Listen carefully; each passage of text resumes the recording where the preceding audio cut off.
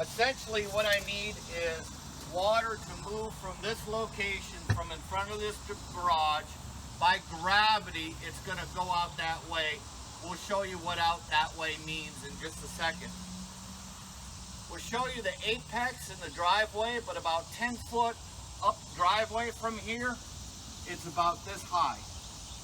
So what happens is when this sump pump loses electricity, this turns into a pond. So I don't know if the drain mouth is going to be this wide or whatever, or just a hole.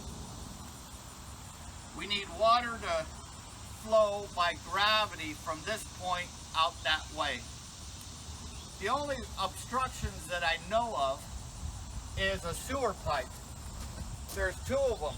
There's one starting over here that runs this way somewhere, going to a septic tank.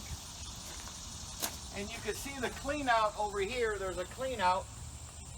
And this sewer pipe goes across this area that doesn't have weeds to the septic tank. Someplace in here there's a Y. I don't want to shave down the driveway because the sewer pipes are right below the surface. I mean, right below it. So even if I shave down the driveway, I still have sewer pipes up here. And I can't come any lower on the septic tank. We already lowered it a little bit. The pipes are really flat through here. Very, very low slope into a small old septic tank. So that's the reason I think there needs to be a drain field sloped to where water gets out of here by gravity. That's what we want. We don't want a battery backup for the sump pump. We don't want any of that stuff. Just water should be able to flow from here away. Right about here is the apex on the driveway. And then from here it just slopes down to the garage. That's the apex. Let me show you where the water should flow out to. This area here is where cars can park, but not down there. This way is my septic tank drain field.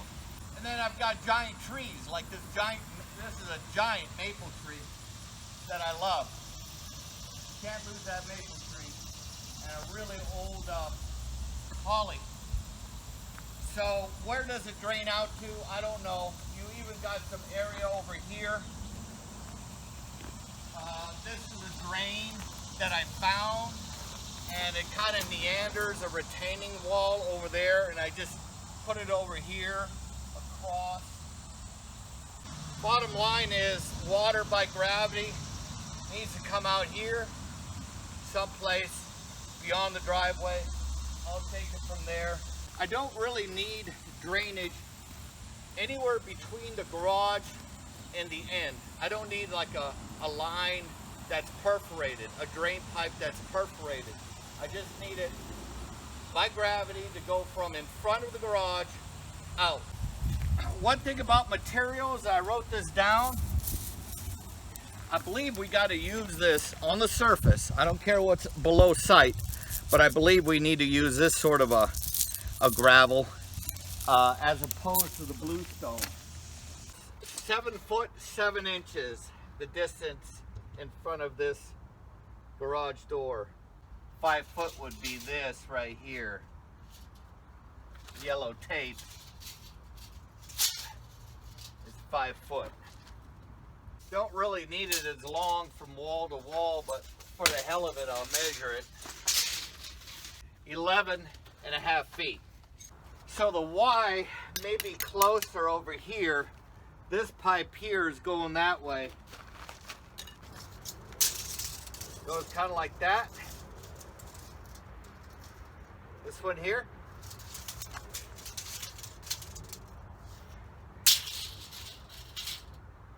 This one here is that way. So 2 different locations. I thought the Y was closer over there.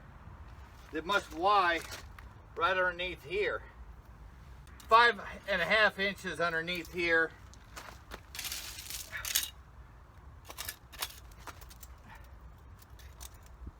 Six inches over here. Kind of a skinny 6 inches, a little less than 6. This will give you a feel where the sump pump is. going to kind of head out that way. That one there, about 6 inches, a little less than 6, 5.5. So I suppose I need to go underneath them. Sort of hard to see the terrain, get elevation from here. It goes downhill.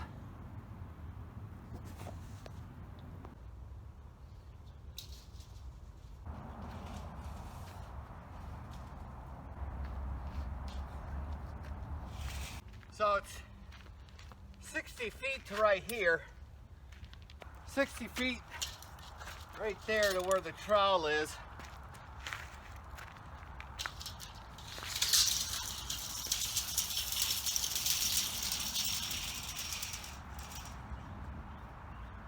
Feet to behind the trash can, so it's definitely 80 foot of trenching, 100 foot of material.